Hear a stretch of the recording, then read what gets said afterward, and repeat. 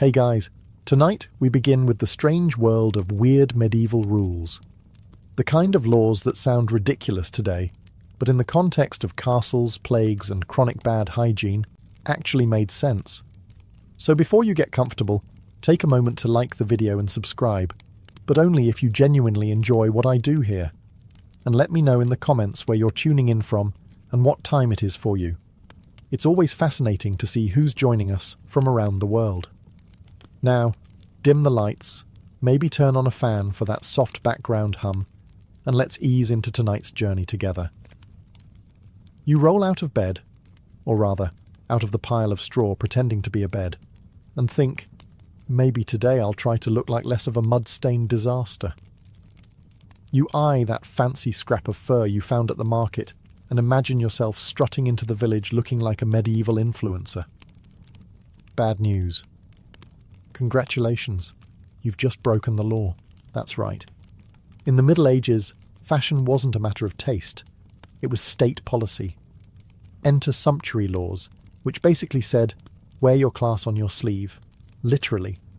If you're a peasant, you're stuck with wool. Scratchy, dull, brown wool. Itchy enough to make you question the existence of God. Meanwhile, nobles swan around in silks so bright they look like someone dipped them in unicorn blood. Try to imitate them? The law will notice. Authorities might fine you, humiliate you, or worse, throw you in jail. Imagine rotting in a dungeon while rats chew your shoes, all because your cloak looked too Dutchy for your station. Not exactly the glamorous rebellion you had in mind, and nobles didn't just ban random colours. Oh no, they were specific. Purple. Royalty only. Fur trims like ermine. Off limits unless you had a title longer than your family tree. Even shoes had rules. The rich wore poulaines. Those ridiculous pointy shoes so long they needed to be tied to your knees. You, as a humble dirt farmer, were expected to wear boots shaped like actual human feet. Functional, boring, and very unfashionable. The logic behind all this nonsense was simple. The rich wanted to stay visibly rich. If you looked too much like them, the entire fragile hierarchy might collapse. Imagine some noble being mistaken for a guy who shovels pig manure. The horror. Of course, there was also an economic angle. Nobles didn't want peasants wasting money on silk scarves when they could be spending it on rent, taxes, and maybe the occasional bribe to keep breathing. Looking good was basically theft of noble dignity, so you slip into your mandatory sackcloth chic and shuffle into the daylight, looking exactly as miserable as the law intended. Because in the Middle Ages, your greatest crime wasn't rebellion, heresy, or theft. It was daring to look fabulous while standing ankle-deep in mud. It's evening. You're sitting by the hearth, enjoying the one moment of warmth you'll get all day, when suddenly the town bell clangs. No, it's not calling you to dinner. It's the medieval version of your landlord telling you to stop having fun, the curfew bell. Curfew comes from the French couvre-feu, literally, cover your fire. At the sound of that bell, you're expected to smother your hearth, snuff your candles, and basically plunge your life into darkness. Not because the authorities wanted you well rested. No, it's because your entire town is made of wood, straw, and pure flammability. One idiot leaving his candle burning could turn the whole place into a flaming inferno before midnight. So the rule makes sense, in theory. But in practice, it means you're left stumbling around your hut in the dark, tripping over chickens, and stepping into suspicious puddles you really hope are just water. Forget reading, not that you can. Forget sewing or working late, unless you enjoy stabbing yourself in the hand with a needle by candlelight. Nightlife, as far as you're concerned, doesn't exist. Of course, the wealthy didn't exactly follow the same rules. Nobles had stone houses and servants to make sure they didn't burn down their castles so they could keep their fires going. But you're stuck with enforced bedtime, courtesy of the bell tower. And if you get caught ignoring it, the fine will cost you more than a week's wages. The bell wasn't just about fire safety either. Darkness kept people indoors, which meant fewer drunks stumbling around stabbing each other, and fewer thieves lurking in alleys. Think of it as the medieval government saying, "We can't stop crime, but we can at least make sure you're too scared to leave your house after dark." So there you are, lying on your straw mattress, wide awake, listening to rats gnaw on the beams and neighbours snoring through thin wooden walls, all because someone decided the safest way to run a town was to treat every resident like a 6-year-old at bedtime. It's not glamorous, but the curfew bell probably saved countless towns from going up in smoke. Still, when you blow out your candle tonight, just remember, the rule exists not because you're irresponsible, but because someone else definitely is. You wake up hungry, you've been fantasizing about roasted pork all morning, maybe even a slab of beef if you're really lucky. You walk into the kitchen, well, the one-room hut you share with your family, and reality smacks you in the face. It's Friday, which means no meat. Again. Welcome to medieval dietary law, courtesy of the church. Nearly half the calendar was off limits for meat.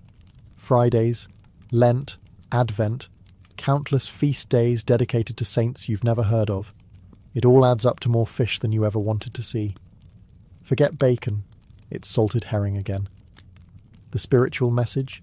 Discipline and sacrifice. The practical message?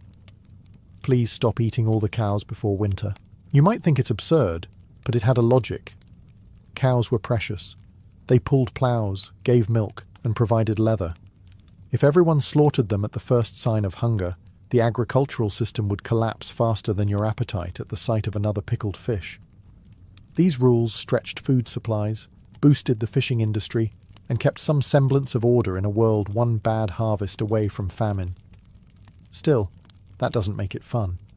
Imagine trudging home after 12 hours in the fields only to find a plate of dried fish glaring at you like it knows you're disappointed. The rich had it slightly better. They had access to sturgeon, eels, or elaborate almond-based fake meat dishes. You, meanwhile, were stuck gnawing on a bony carp that tasted like mud. Of course, people cheated.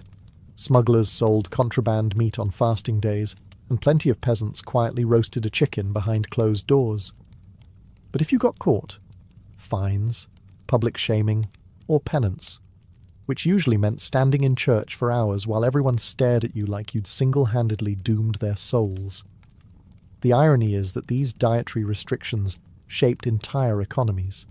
Towns thrived on fishing, monasteries made fortunes on preserved fish, and fasting days gave cooks a reason to get creative with grains, vegetables, and legumes. So, while you're chewing on your 47th plate of salted herring, just remember, you're not suffering for nothing. You're propping up medieval Europe's version of food security. Still, no rule in history has ever made fish taste like bacon. And that's the real tragedy. You're starving. Your family is starving. The cabbage stew you've been eating all week tastes like sadness in liquid form. Then you spot it. A plump rabbit hopping merrily through the woods, practically begging to be roasted. Perfect, right? Wrong. That rabbit belongs to your lord. Everything belongs to your lord. The trees, the deer, the boar, and yes, even that smug little rabbit. Welcome to medieval hunting law, where catching dinner without permission could make you a criminal. The forests weren't public land. They were the medieval version of a private game reserve, and your local noble wasn't about to share. He didn't care that you were chewing on turnips like a desperate goat. He wanted venison at his feast, and you weren't invited. So if you dared to snare that rabbit, you were poaching, a crime taken about as seriously as murder. Punishments varied, but none were pleasant. Best case? A fine you couldn't possibly pay. Worst case? A hand chopped off. Really bad case? Execution. Imagine being hanged for the medieval equivalent of stealing a chicken nugget. And the nobles didn't just protect their food out of greed. Hunting rights were a way of showing power. Being able to ride into the forest with hounds and crossbows wasn't just recreation. It was a live-action flex. Meanwhile, you were supposed to clap politely as your betters slaughtered animals you weren't even allowed to touch. Of course, peasants still poached. Hunger is persuasive, and rabbits breed faster than punishment could keep up. Whole villages sometimes banded together for secret hunts, slipping into the woods at night with nets and clubs. The thrill wasn't just in catching food. It was in sticking it to the system, if only for a meal. But if you got caught, let's just say the Lord didn't see you as resourceful. The irony is that while you risked death for a rabbit, nobles killed animals in bulk just for sport. Hundreds of deer could be slaughtered in a single hunt, not because anyone needed that much meat, but because it looked impressive. So you walk home empty-handed, stomach growling, dreaming of roast rabbit you'll never taste. Because in medieval Europe, survival wasn't about skill. It was about remembering that even the wildlife knew its place better than you. You've been accused of stealing a loaf of bread. Did you steal it? Doesn't matter. In the Middle Ages, truth wasn't decided by evidence or witnesses. It was decided by God, and God apparently moonlighted as a game show host. Welcome to the trial by ordeal. Justice with the subtlety of a sledgehammer. The logic was simple. If you were innocent, God would protect you. If you were guilty, he'd let you burn, drown, or bleed. Which sounds fair, until you realise that medieval Europe was full of innocent people with terrible luck. Take the ordeal by fire. The judge hands you a red-hot iron bar and says, "Walk 3 paces." You do it, skin sizzling like breakfast bacon. Then they bandage your hand and wait 3 days. If it heals nicely, congratulations, you're innocent. If it festers, which in a world without soap or antibiotics it absolutely will, guilty. Enjoy your punishment. Or maybe you get the ordeal by water. They tie you up and toss you into a pond. Sink? Innocent, though you're now at the bottom of the river. Float? Guilty. The logic here was that pure water would reject liars, which is exactly the kind of nonsense you come up with when no one's invented science yet. And then there was the ordeal by combat. Someone accuses you of a crime, and instead of lawyers, you both grab swords and go at it. God, apparently, chooses the winner. Which sounds noble until you realise the other guy is 6'5" and has been training since birth, while you've been hoeing potatoes. Guess who God favours today? To be fair, these ordeals weren't always taken literally. Priests sometimes interpreted the results to avoid killing too many people. And eventually the church banned ordeals altogether in the 13th century, partly because they realised, burn this guy's hand and see what happens, wasn't the most reliable legal system. But for centuries, trials by ordeal were the gold standard of justice. Which means if you lived back then, your innocence wasn't proven by honesty or character. It was proven by whether or not you could survive medieval party tricks with fire and water. So next time you complain about jury duty, remember, at least no one's asking you to grab a hot iron bar and hope divine skincare saves you. It's Sunday morning. You'd like to sleep in, but the church bells are already ringing like someone's hitting a cow with a frying pan. You drag yourself to mass because if you don't, you risk fines, penance or worse, public gossip, which in a medieval village spreads faster than the plague. Now here's the catch. After mass, you're not allowed to work. At all. No ploughing, no weaving, no fixing the roof that's currently dripping into your stew pot. The rule is simple. Sunday is God's day, not yours. You're supposed to rest, reflect, and avoid sin. Which sounds great in theory, until you realise your landlord doesn't care if you're resting. He still wants his rent, and the weeds in your field didn't get the Sabbath memo. The church, to be fair, enforced this for more than just piety. A weekly rest day kept peasants from literally working themselves into an early grave. In a world where vacation meant collapsing in the mud, Sunday was the one day you could avoid dropping dead in the field. Call it medieval HR policy wrapped in scripture. Of course, rest was a relative term. You weren't reclining with wine and cheese. You were sitting through a 2-hour Latin sermon you couldn't understand, followed by endless prayer. After that, maybe you'd sneak in a nap before the priest reminded you that idleness was also a sin. In short, Sunday gave you the choice of being bored into holiness or guilty of laziness. Naturally, exceptions existed. Nobles still hunted, servants still served, and emergencies like putting out a fire or delivering a baby didn't count as work. But if you tried to sneak in a little extra farming, someone would rat you out. and suddenly you're standing barefoot in church while the priest scolds you in front of the whole village. Still, the rule had staying power. Without it, peasants might have been worked 7 days a week until they dropped. The Sabbath gave you at least the illusion of rest, a little buffer between endless toil and inevitable death. So, you trudge home from church, eat your cold porridge, and rest by staring at the wall. Congratulations. You survived another Sunday without accidentally sinning. Sort of. You've decided you're tired of farming mud and eating cabbage soup, so you want to try your hand at a trade. Maybe you'll become a baker or a blacksmith, or even a weaver. Great idea. Except you can't just start hammering metal or selling loaves of bread. First, you need the blessing of the medieval equivalent of a mafia family, the guild. Guilds controlled everything. Want to bake bread? You have to be in the Bakers' Guild. Want to shoe horses? Farriers' Guild. Want to carve wooden spoons? Believe it or not, there was probably a guild for that too. And if you tried to work outside the guild system, you'd be fined, driven out, or occasionally beaten into remembering the rules. Joining wasn't easy. First, you had to spend years as an apprentice, basically working for free in exchange for experience. After that, you'd graduate to journeyman, wandering around trying to earn wages while still under guild rules. Only after producing a masterpiece, literally a perfect example of your craft, could you apply to become a master yourself. And who judged your masterpiece? The other masters in the guild, who had every reason to make sure fewer people joined their little club. Sounds familiar, doesn't it? At first glance, this all feels suffocating, but there were good reasons. Guilds set quality standards, so people didn't die from bread made of sawdust or armour that shattered on the first swing. They regulated prices to avoid chaos in the marketplace. They also protected members from competition, which sounds less noble but was very effective if you were inside the club. For you, the downside was obvious. Without guild membership, you couldn't legally sell your work. You'd end up like that one guy who tried to open a discount bakery and got his oven smashed by guild enforcers.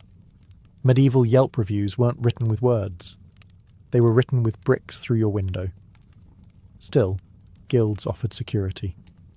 If you were part of one, you got protection, training, and a voice in your town's affairs. If not, you were just another peasant pretending to know how to hammer iron. So you swallow your pride, sweep the shop floor for 7 years as an apprentice, and hope one day your masterpiece doesn't get rejected. Because in the Middle Ages, you couldn't just follow your passion. You had to follow the guild, or else. You don't own a clock. You don't even know what a clock is. Time, for you, is whatever the local church bell says it is. And those bells? They never stop. They ring to wake you up. They ring to drag you to prayers.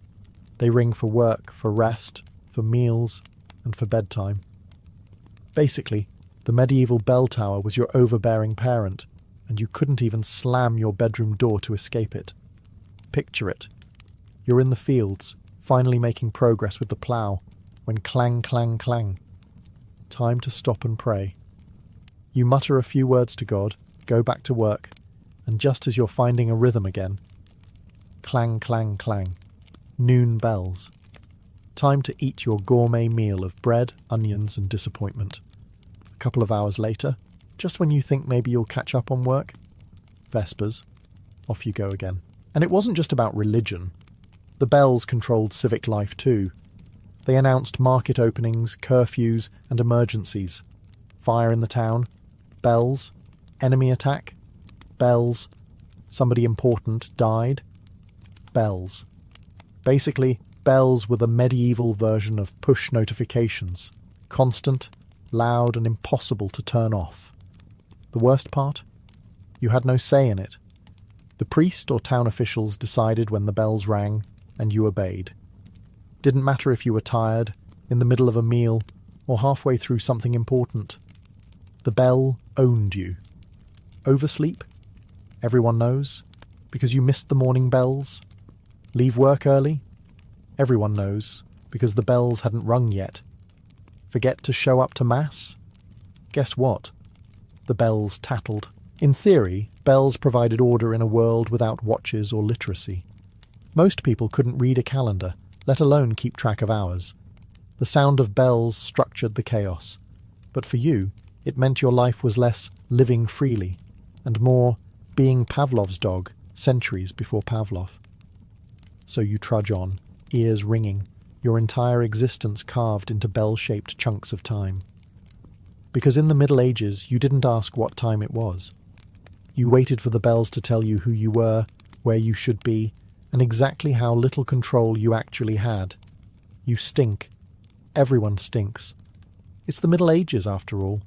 So when you finally scrape together enough coins to visit the local bathhouse, you think maybe, just maybe, you'll leave smelling less like a damp goat. You walk in, ready to scrub weeks of filth off your skin, and find the doors barred shut. Why? Because the town authorities decided bathhouses are basically plague factories. And to be fair, they weren't entirely wrong. Bathhouses weren't just for baths. They doubled as social clubs, gossip centres, and, let's be honest, budget brothels. A place where you could chat, soak, and catch a disease all in one convenient visit. When syphilis and plague swept through Europe, the bathhouse became everyone's favourite scapegoat. Shut them down, and maybe people stop dropping like flies. Or maybe they just keep stinking, which is at least less contagious. But here's the problem. Without bathhouses, your hygiene options are limited. Washing at home means hauling buckets of freezing water from the well, dumping it into a wooden tub, and pretending this counts as a spa day. Soap is expensive, hot water is a luxury, and honestly, your family would rather use that firewood to cook food than to make sure you don't smell like despair. Of course, the nobles didn't always play by the same rules. They had private baths, perfumed oils, and servants to scrub them down. You're left rubbing yourself with a rag and hoping no one notices that your natural musk could scare away wolves. And here's the kicker. The church often viewed public bathing with suspicion anyway. Too much nudity, too much mingling of sexes, too much fun. If you enjoyed it, it was probably sinful.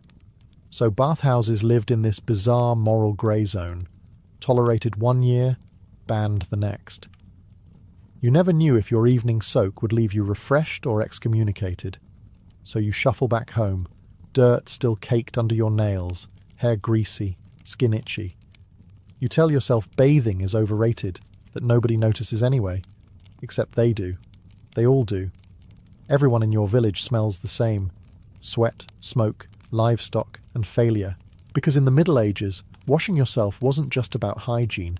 It was about politics, morality, and whether the town thought your bathhouse was saving souls or spreading death. Spoiler, it was probably both. You've done it. After months of back-breaking work and eating porridge that tastes like sadness, you've saved a few coins. You think, maybe I'll treat myself. Maybe I'll buy something nice. Something that says, I may be poor, but I still have self-respect. Wrong. Medieval law says you can't. Welcome back to sumptuary laws. The rules that made sure you never dressed better than your betters. Let's say you're a wealthy merchant. You've made decent money trading wool, and now you want a velvet tunic. Not so fast. Velvet is reserved for nobles. Purple cloth? Forget it. That's basically the medieval trademark colour of royalty. Fur trims. Only if your family tree includes someone with the third at the end of their name. For you, the law demands beige potato sack chic. And the enforcement? Dead serious. Inspectors actually roamed towns checking hems, fabrics and colours. If you wore silk without the right pedigree, you'd get fined. Imagine trying to explain that you're in debt because you bought a shirt slightly too shiny. It's fashion policing in its purest form. The logic, of course, was order. If a duke and a merchant both walked into church wearing the same outfit, chaos might ensue. How would anyone know whom to bow to? Nobles couldn't risk being mistaken for commoners, so the law kept the classes visually separated, like medieval colour-coded uniforms. And don't think you could sneak around the rules. People tattled. If your neighbour spotted you in a cloak that looked a little too luxurious, they'd rat you out. Not because they cared about the law, but because watching you get humiliated in court was the best entertainment they'd have all month. Meanwhile, the nobles themselves strutted around in outfits so gaudy they needed entire servants just to carry their sleeves. Their shoes curled into points so long they had to be tied to their knees. But you? You're lucky if you're allowed a belt buckle that doesn't rust. So, you put away your dreams of velvet and settle for another wool tunic, blending back into the grey-brown sea of mediocrity that was medieval fashion for the non-elite. Because in this world, clothes didn't just make the man. They reminded him exactly how low he ranked. You're hungry again, which is less of a surprise and more of a permanent state of being. Today you think, maybe I'll splurge on something fancy, a goose, or white bread, like the nobles eat. Unfortunately, the medieval rulebook is already laughing at you, because in this world, even your dinner is a reminder that you're not important. Food was divided by class, and the laws made sure you knew it. Nobles got the good stuff, venison, swan, pheasant, and white bread made from refined flour. You, on the other hand, got barley bread so dense it could double as a weapon. You ate onions, leeks, cabbage, and more cabbage. When in doubt, always more cabbage.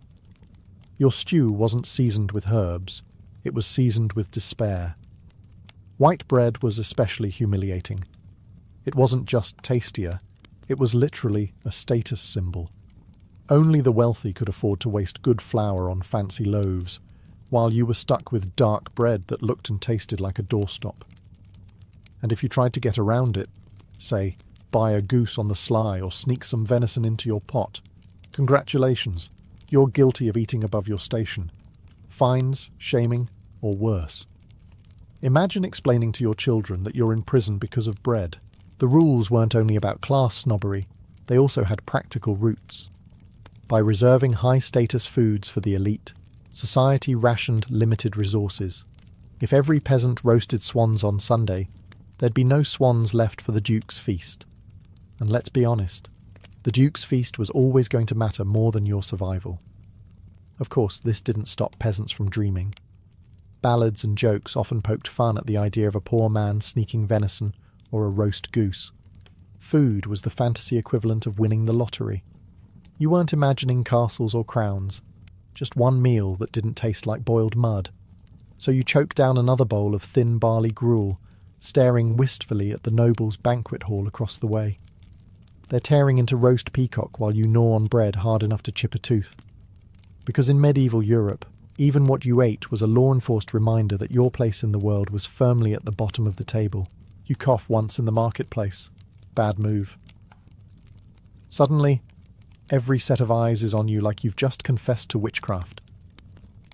Welcome to plague season, where one sneeze can get your entire neighbourhood shut down. In the Middle Ages, quarantine wasn't optional.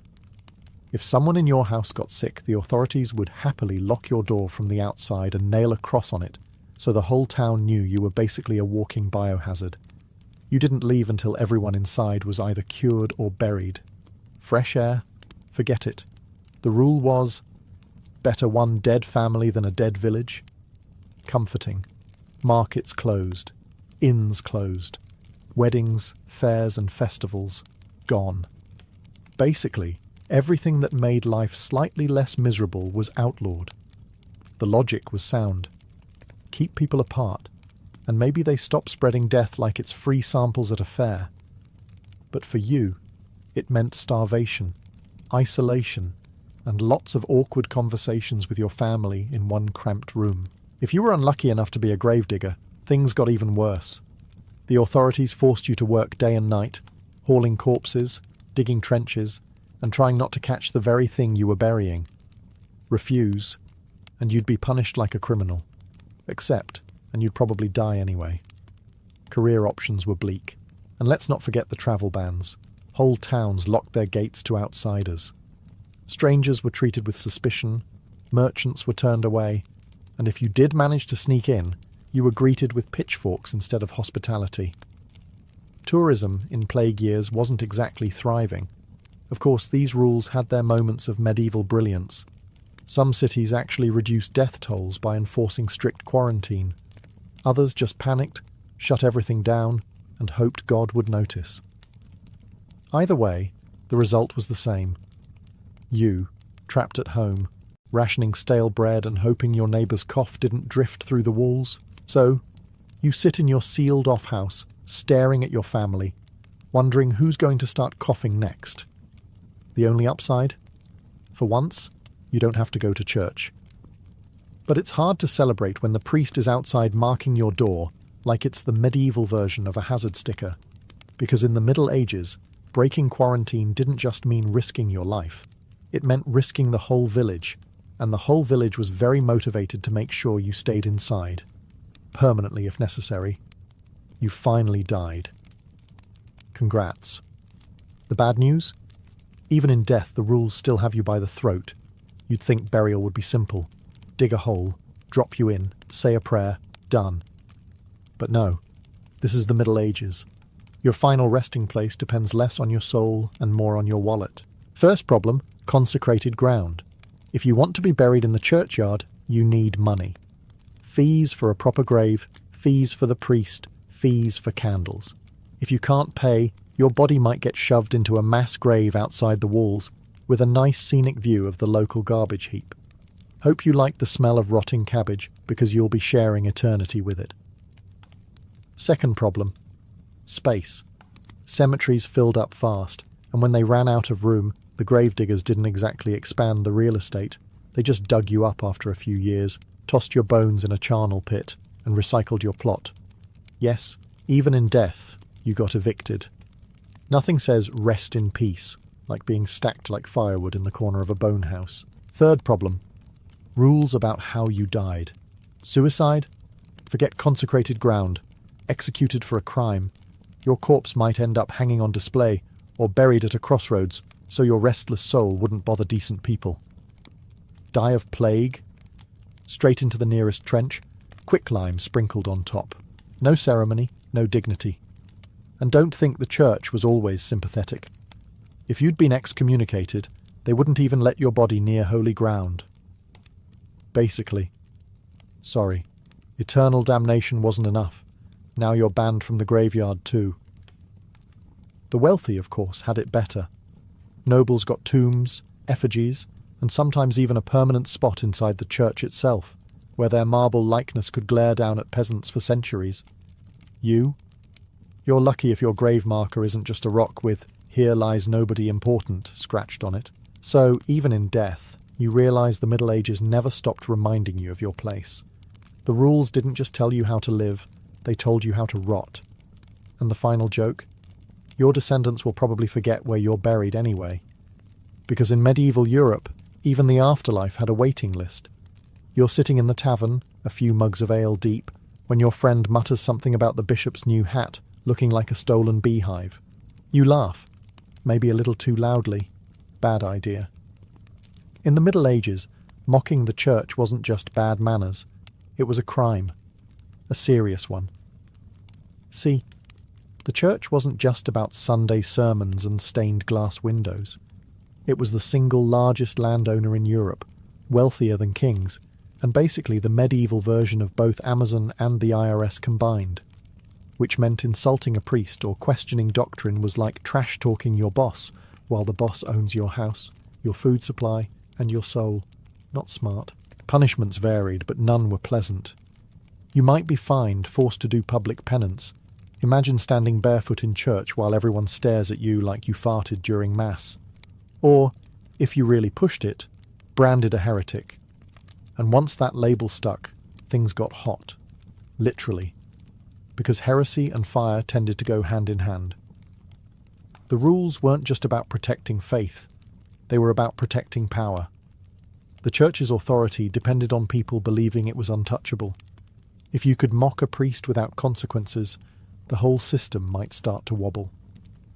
And the medieval church did not tolerate wobbling. So, you kept your jokes to yourself. Sure, maybe you whispered them after dark, in the barn, when you were absolutely sure no one was listening. But even then, you had to be careful. Neighbours tattled. People earned favours by reporting blasphemy.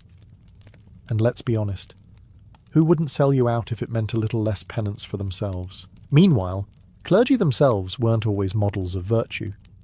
Some lived lavishly, had mistresses, or hoarded wealth. But criticising that, off limits. You had to smile, nod, and pretend that the bishop's 15th course feast was spiritually uplifting while you gnawed on stale bread. So you bite your tongue, laugh politely at sermons, and never, ever make jokes about priests in public again. Because in the Middle Ages, free speech didn't exist. And if you forgot that, the church had plenty of creative ways to remind you. Because here, sticks and stones might break your bones, but words could definitely get you burned. It's nightfall. You're finally home after a long day of bending your spine in half for someone else's profit.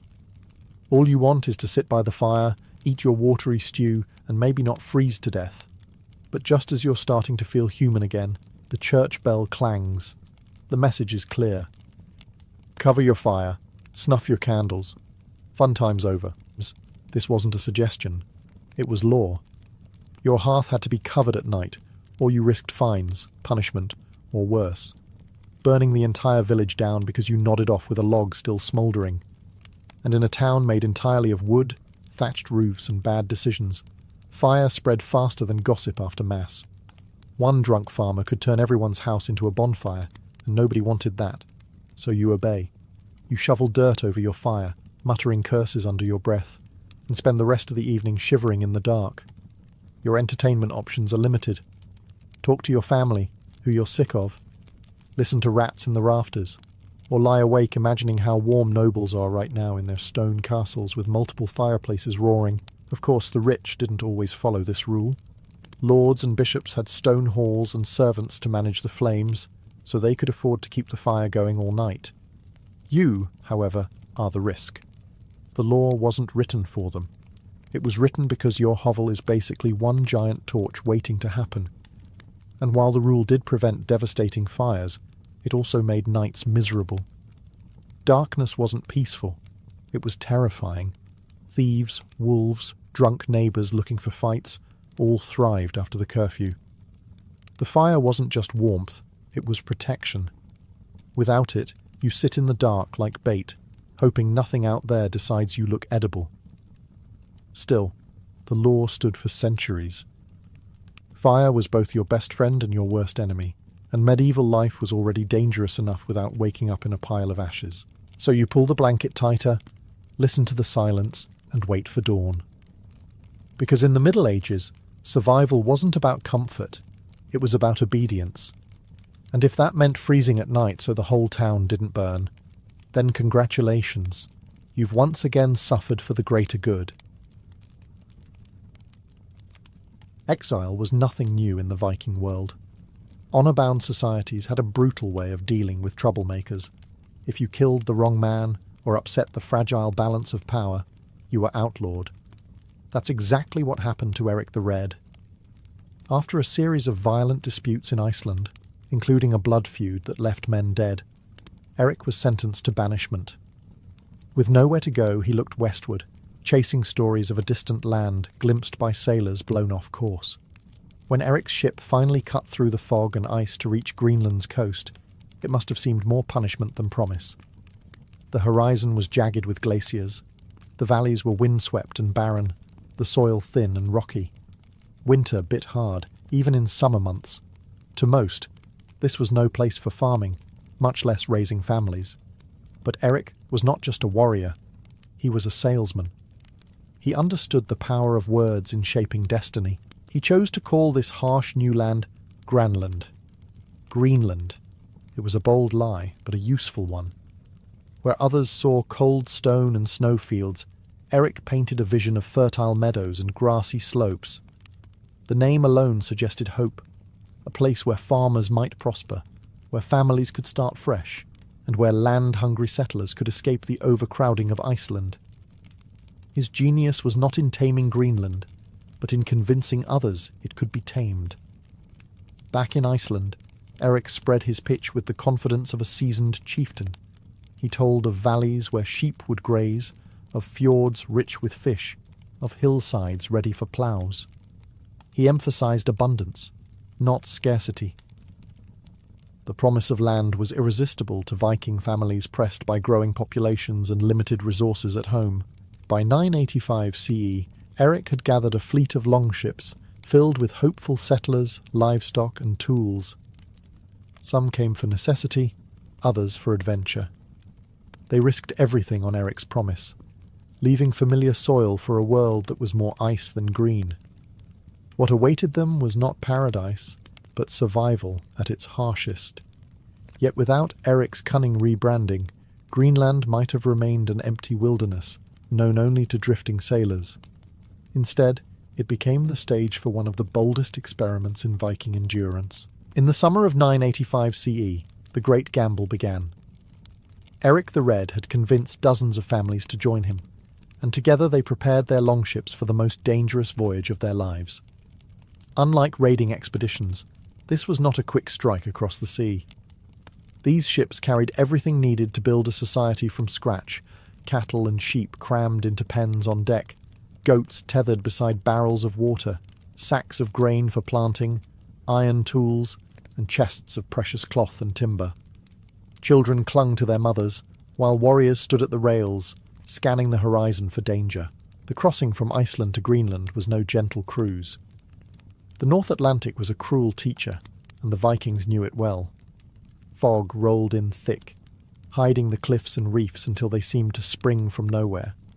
Sudden squalls ripped through sails, snapping ropes and drenching passengers to the bone. Sea ice floated in great jagged slabs, threatening to crush a hull if struck. Many nights the only sound was the creak of timber and the prayers whispered into the dark. Not every ship survived. The sagas tell us that of the 25 or so longships that set out, only about 14 reached Greenland. The rest were lost to storms, shipwreck, or forced to turn back, limping home with broken masts and shattered hopes. Those who pressed on did so with grim determination. To turn back meant shame.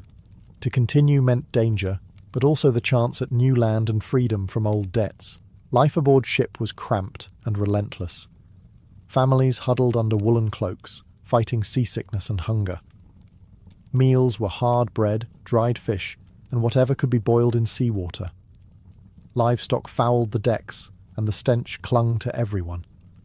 Yet there was also resilience. Women spun yarn from wool even at sea, keeping their hands busy. Men sang rowing chants when the wind died, voices rising against the howl of the waves. Children, too young to understand the stakes, found moments of laughter, playing with driftwood toys between bouts of terror when the ship pitched too violently. After weeks of this peril, the settlers finally sighted Greenland's icy cliffs. Exhausted, battered, but alive, they had crossed the most unforgiving waters in the world. The land that rose before them was no green paradise, but it was theirs, and that was enough to begin. When the settlers first stepped onto Greenland's rocky shores, relief quickly gave way to reality. There were no forests to cut for timber, no soft fields ready for farming, and little sign of abundance. The mountains were bare, the valleys narrow, and the climate unforgiving. If the Vikings were to survive here, they would have to wrestle a home out of the land itself. The solution was both simple and ingenious. Turf houses. Strips of sod were cut from the ground, stacked like bricks, and packed tightly together. The walls could be several feet thick, insulating against the freezing winds that swept down from the glaciers. Driftwood, washed ashore after long journeys across the sea, became the skeleton of their dwellings.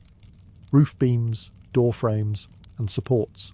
The Vikings learned to scavenge every scrap of wood that the ocean offered, treating each log as treasure. Inside, these homes were dim and smoky.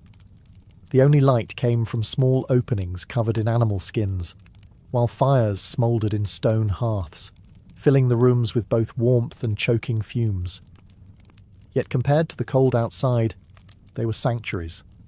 Families slept side by side on benches lined with furs, sharing body heat through the endless winter nights. The smell of drying fish, smouldering peat and livestock penned nearby clung to every corner. It was far from luxurious, but it was survival. The settlement grew slowly, with each family carving out a farmstead. Barns and byres were built into the landscape, sheltering cattle, sheep and goats through the frost. Fences were woven from driftwood or stone, enclosing precious pastures where animals grazed during the short summer. Women worked tirelessly at spinning wool, weaving cloth, and tending to children, while men hunted seals, caribou, and even the occasional polar bear to supplement the meagre stores of food. The communal effort bound the settlers together. Neighbours shared labour, tools, and stories around the fire. The harshness of Greenland demanded cooperation. Isolation meant death. Yet within this frozen frontier, the Vikings managed to recreate a version of their Scandinavian homelands. Halls for feasting, farms for families, and even small churches in later years. What they built was not just shelter, but hope. These turf and driftwood homes symbolised their refusal to yield, proof that even in one of the world's harshest environments the Vikings could carve out a world of their own. To a Viking farmer, fertile soil was wealth itself. But in Greenland, soil was scarce, thin, and stubborn. The settlers quickly learned that farming here was nothing like in Iceland or Norway. Summers were short, barely long enough for grass to grow, and winters dragged on endlessly. Yet the survival of the colony depended on coaxing every scrap of food from the land. Sheep and goats became the backbone of their farms. They could graze on the tough grasses that clung to the valleys and provided wool, milk, and eventually meat. Cattle were more difficult, prized for their milk and status, but costly to feed during the long winters. Storing hay was an all-consuming task. Families spent summers cutting every blade of grass they could find, drying it, and stacking it in barns for the dark months ahead. A shortage of hay meant starvation, for animals and people alike. Crops were limited. Barley and rye were attempted in sheltered plots, but the yields were meagre. The settlers relied heavily on dairy, butter, cheese, and curds that could be stored and traded. Fish and seal meat filled in the gaps, though hunting was risky and often required long journeys across treacherous ice. Women brewed whey into sour drinks, while children learned early to help herd sheep, gather eggs, and tend small gardens of herbs. It was a precarious balance. A single bad harvest, a colder than usual summer, or an outbreak of disease among the animals could mean disaster. Archaeological evidence shows bones of dogs and even newborn calves butchered during lean years, desperate attempts to stretch food supplies when famine loomed. Survival in Greenland was not just about skill, it was about endurance and luck. Yet farming was more than sustenance. It was identity. The settlers saw themselves as landholders, free farmers in the Norse tradition, tied to their animals and fields. Even in this icy frontier, they clung to the rhythms of home, milking at dawn, hay cutting in summer, slaughtering livestock in autumn, storing food for winter. Farming anchored them in a world that constantly threatened to sweep them away. Greenland tested their resolve at every turn. The land gave little, demanded much, and punished mistakes.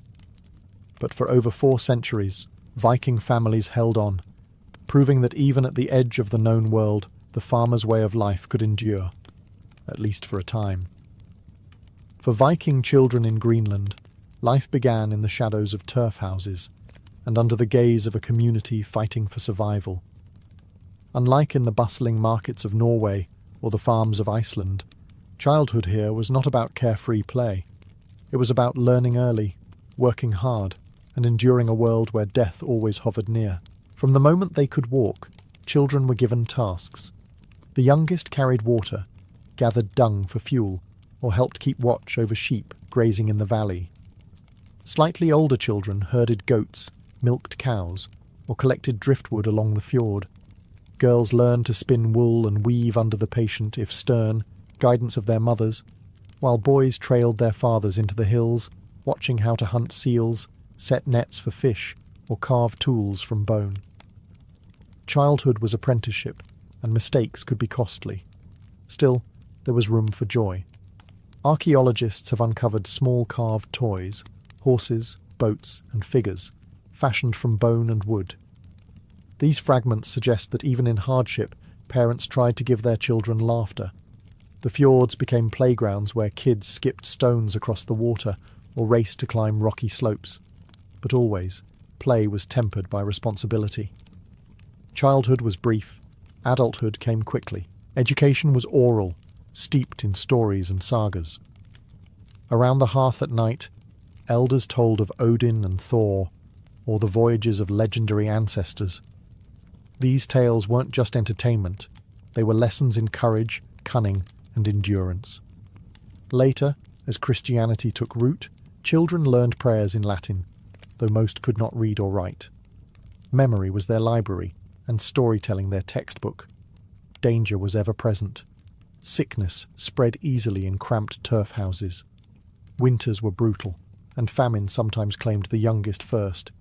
Graves of children, some as young as a few months old, have been found near the settlements, their short lives a reminder of how fragile survival was. Yet families kept having children, not only for love, but for necessity. More hands meant more help, and more help meant a greater chance the household would endure. In Greenland, a child's laughter could pierce the monotony of hardship, but behind every smile lay the sobering truth. They were being prepared for a life of constant struggle.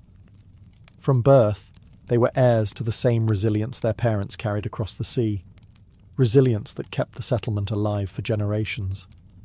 In Greenland's Viking settlements, survival was not only won by the men who hunted or ploughed, it was held together by the relentless labour of women. Inside dim turf houses, women's work was the invisible thread that kept families alive, and without it, the colony would have crumbled within a generation. Weaving was at the heart of this labour. Wool from sheep and goats was carded, spun, and transformed into cloth on upright looms that stood in the smoky rooms of farmhouses. The cloth was not just for clothing, it was currency. Woven wool, known as vadmal, was traded across the North Atlantic, and in Greenland it became one of the colony's most valuable exports. A woman's skill at weaving was therefore not just domestic, but economic power. Her hours bent over the loom, shaping the prosperity of her household. But weaving was only one thread of their burden. Women tended the dairy, milking cows and goats, making butter, cheese and skyer, a kind of sour milk curd. These products were staples of the Greenland diet, stored carefully to last through the long winter. A failed batch could mean hunger months later. Women also managed the hearth, keeping the fire alive through endless nights, cooking with little more than fish, seal meat, and dried grains.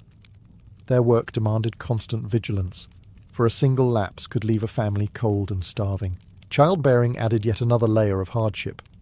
With limited medical knowledge and harsh conditions, childbirth was perilous. Many women died young, leaving families fractured. Those who survived juggled infants strapped to their backs while they spun wool or tended to livestock. Children were often raised communally, with older daughters helping to care for their younger siblings, further entwining women's roles with the survival of the whole community. Women were also keepers of memory. In the evenings, when fires burned low, they recited sagas, prayers, and ancestral tales.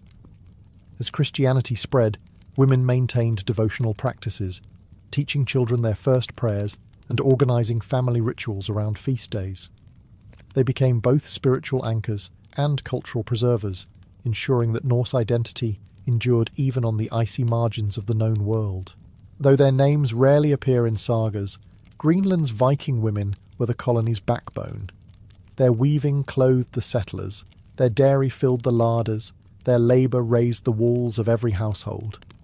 In silence and smoke, they forged the fabric of life itself, proving that survival in Greenland was as much a woman's triumph as a man's.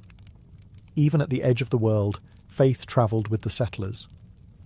When Eric the Red's people arrived in Greenland, most were still bound to the old Norse gods, Odin the all-seeing, Thor the thunderer, Freya of fertility and love. Sacrifices, charms and sagas tied them to a spiritual world that had guided their ancestors for centuries. Yet by the time the colony matured, Christianity had spread across Scandinavia, and its influence reached Greenland's fjords as well.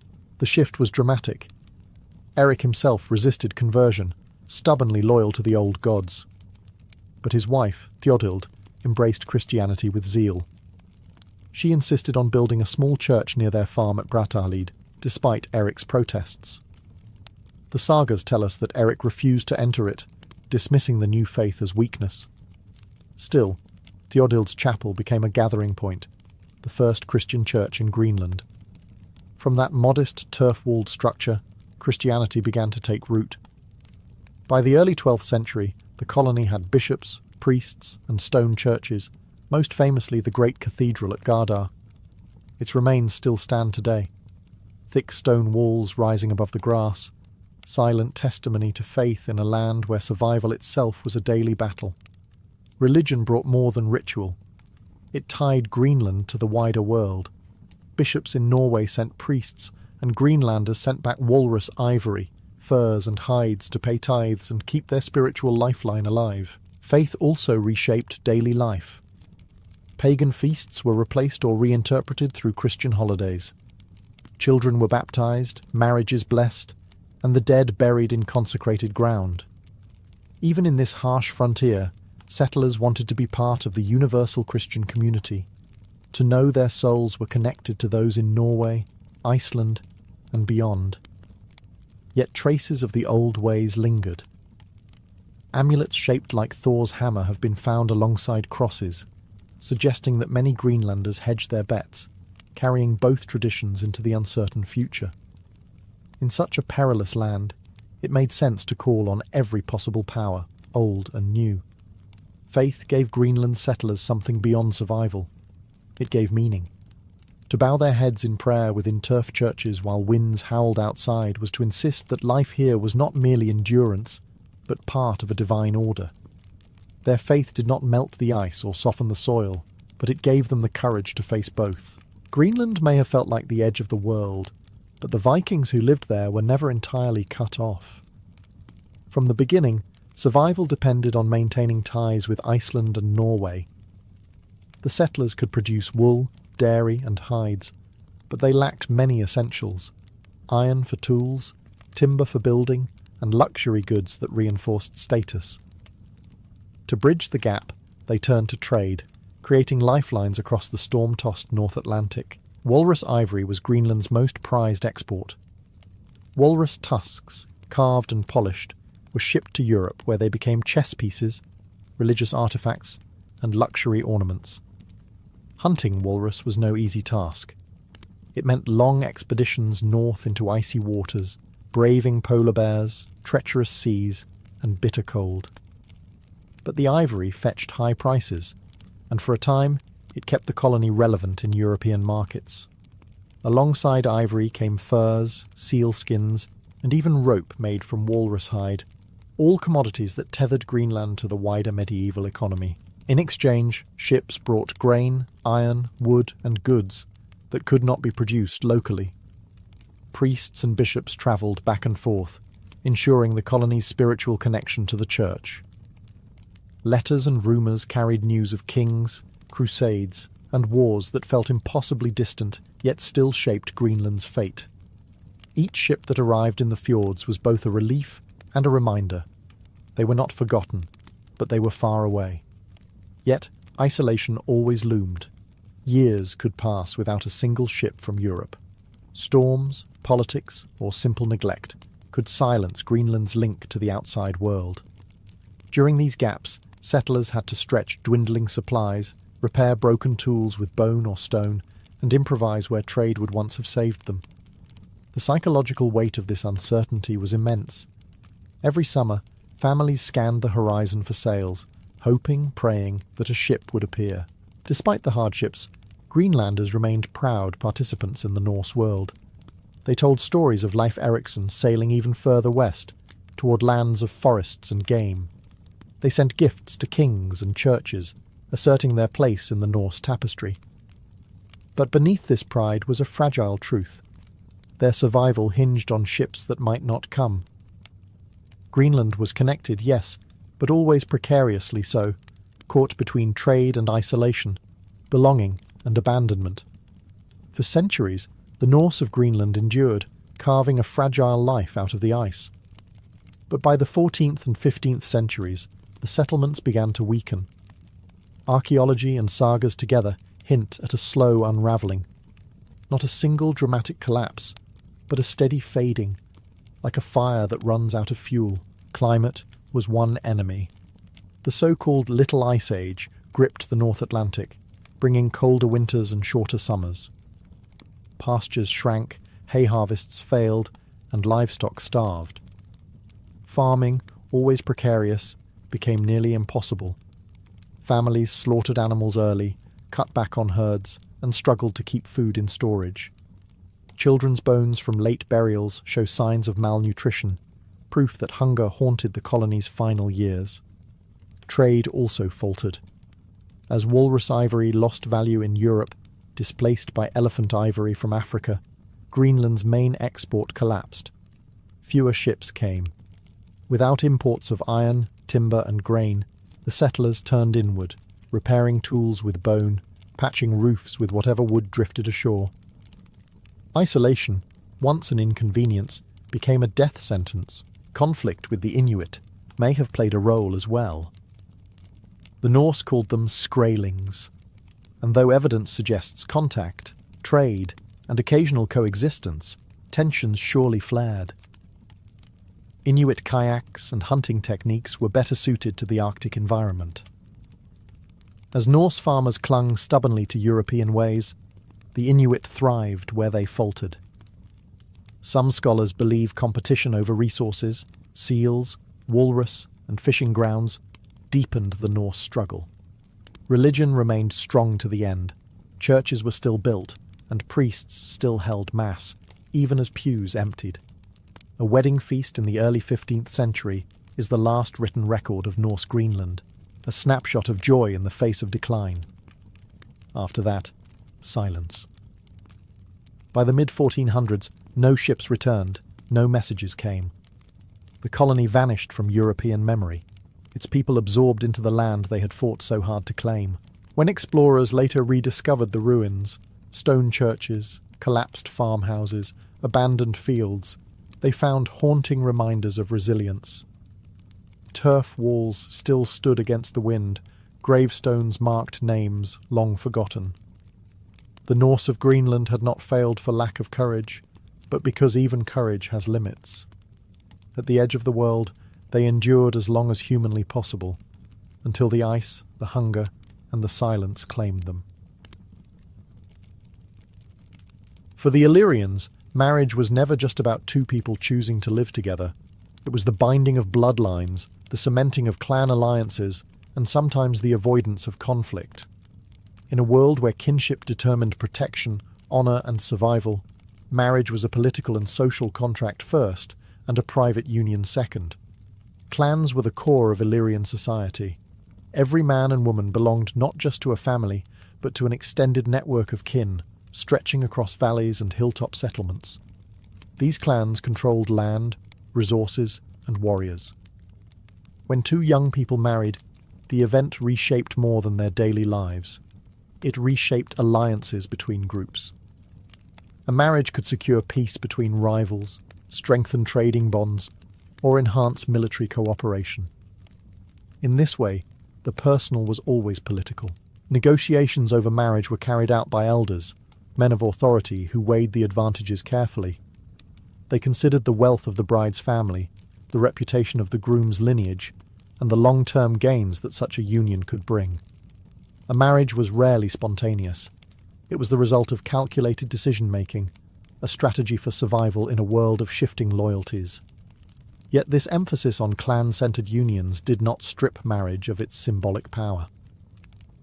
Weddings were moments when the collective identity of a clan was displayed. The joining of two families was celebrated not only as a personal milestone, but as a triumph for the wider community. Songs, rituals, and public ceremonies all reminded those present that marriage was larger than the bride and groom. It was a new link in the chain of kinship that bound the Illyrians together. For the individuals involved, this clan-centered view could be both a blessing and a burden. A bride might be given to a family she barely knew, her duty tied to her father's promises. A groom might find his marriage shaped more by alliances than by affection. Still, within these unions, bonds could grow stronger over time, forged by shared labour, children, and the constant reminder that their marriage carried the weight of entire clans. In Illyrian society, then, to marry was to step into the web of collective destiny. The ceremony may have joined two people, but the consequences reached far wider, echoing across kin groups, alliances, and generations. In Illyrian culture, marriage was rarely a matter of personal choice. It was arranged, negotiated, and carefully managed by the elders of the clan. Fathers, uncles, and respected male leaders were the architects of these unions, sitting together to weigh the potential benefits and obligations of every match.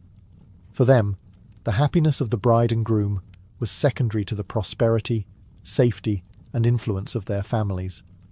The process could be long and deliberate. Elders considered lineage, wealth, land rights, and even past rivalries. If one clan had a history of feuds with another, a marriage could heal wounds and create a bond stronger than any treaty.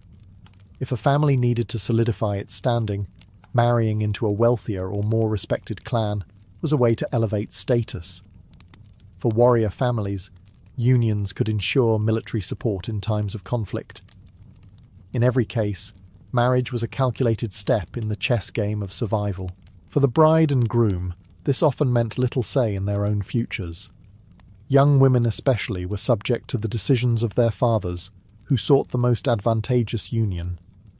A bride could be promised to a man she barely knew, her marriage arranged when she was still a child. Grooms, too, were bound by the choices of their elders. While a young man might dream of a certain match, duty usually overruled desire. Yet arranged marriages were not without their benefits. In a world where clans faced constant threats from rival tribes, foreign invaders, and even natural hardships, arranged unions gave stability. A young couple entering marriage did so with the full support of two extended kin groups. Their farms would be better supplied, their children more secure, and their disputes mediated by a wider network of family alliances. The rituals surrounding arranged marriages reinforced this collective nature. The negotiations were not held in secrecy, but often in public gatherings, where agreements were witnessed and celebrated by the community. This visibility made the marriage not just a personal union, but a communal contract. Everyone present was reminded that marriage was a tool for shaping the destiny of the clan as a whole. In this way, arranged marriages were less about stifling individual choice and more about ensuring collective survival. They embodied the Illyrian worldview, that the strength of the clan came first, and personal lives existed within that greater framework. No Illyrian marriage was complete without the exchange of wealth, most often in the form of a dowry. The dowry was not just a gift from the bride's family, it was a statement of honour, stability, and the seriousness of the alliance. In a society where land, livestock, and weapons marked status, the dowry became both a practical resource and a powerful symbol. For the bride's family, providing a dowry was a way to prove their strength and generosity. A wealthy family might send her into marriage with sheep, goats, or even a prized horse, along with woven textiles, tools, and household goods. The more impressive the dowry, the greater the respect the clan commanded. A stingy or meagre offering, on the other hand, could cause whispers of weakness, damaging a family's reputation. The groom's family, however, was not simply the beneficiary.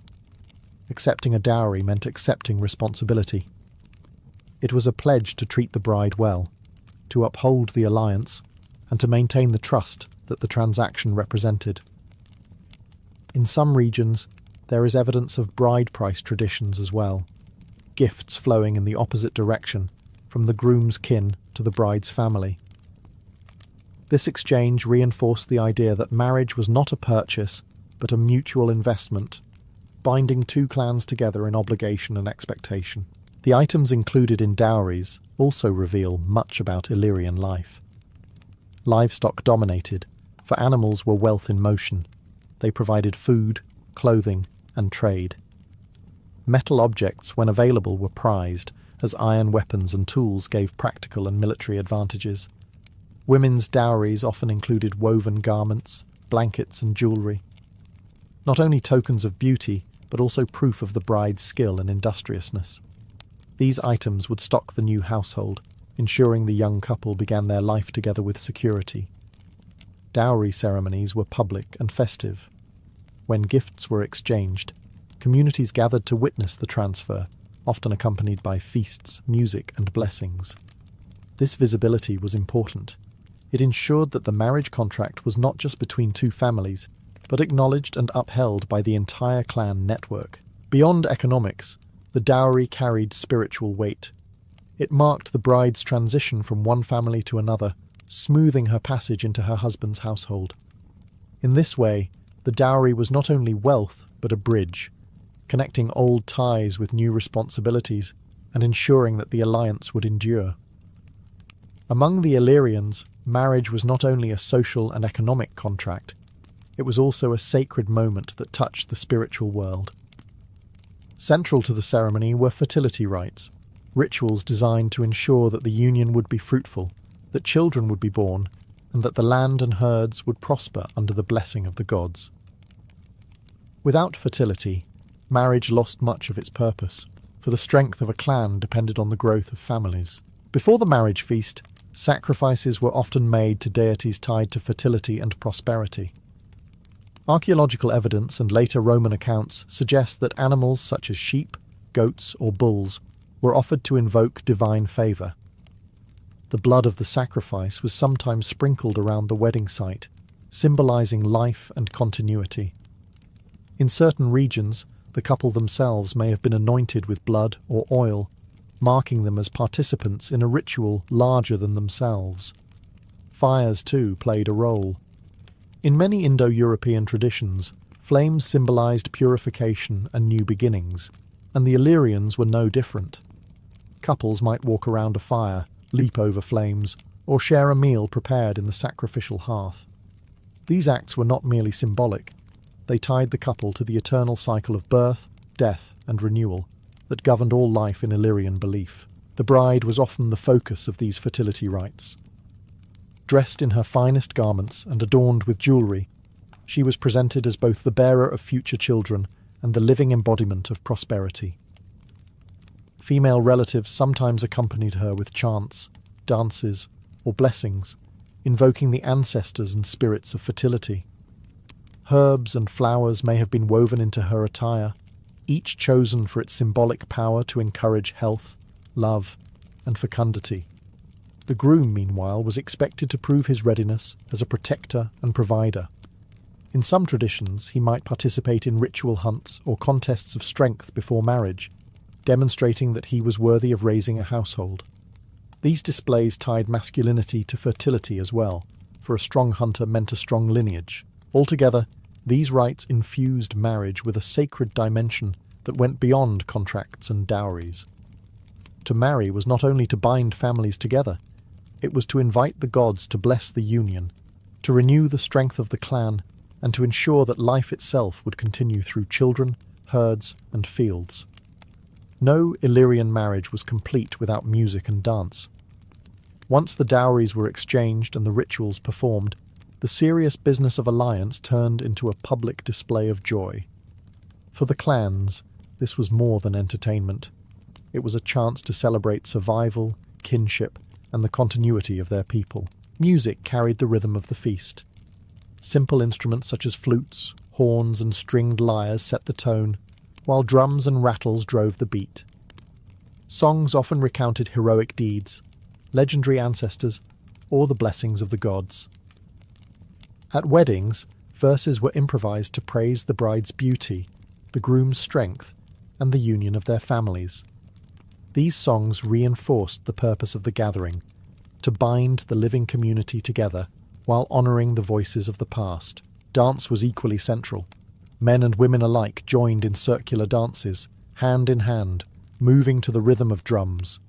Circles represented unity, endlessness, and the eternal cycles of life and death. Some dances were slow and solemn, mirroring the dignity of the occasion. Others were wild and energetic, symbolising fertility, vitality, and the strength of the new household. Youths sometimes performed competitive dances, showing agility and endurance, while elders moved with measured grace, reminding all of the wisdom that guided the clan. The feasting that accompanied these performances was lavish, at least by Illyrian standards. Roasted meat from sacrificial animals was shared among all, with the choicest cuts reserved for the bride, groom, and leading elders. Wine, mead, or fermented drinks flowed freely, loosening tongues and fueling songs late into the night. Food was not merely nourishment, but part of the ritual. Eating together was an act of solidarity, a sign that the whole community stood behind the new marriage. At times, the festivities could last for days, drawing in not just immediate kin, but neighbouring clans as well. These moments were more than private affairs. They were opportunities to reinforce alliances, settle disputes, and remind everyone of the bonds that connected them. Laughter, dancing, and song helped smooth tensions, ensuring that even rival families could share in the joy of the occasion. In this way, Illyrian wedding celebrations were not frivolous diversions.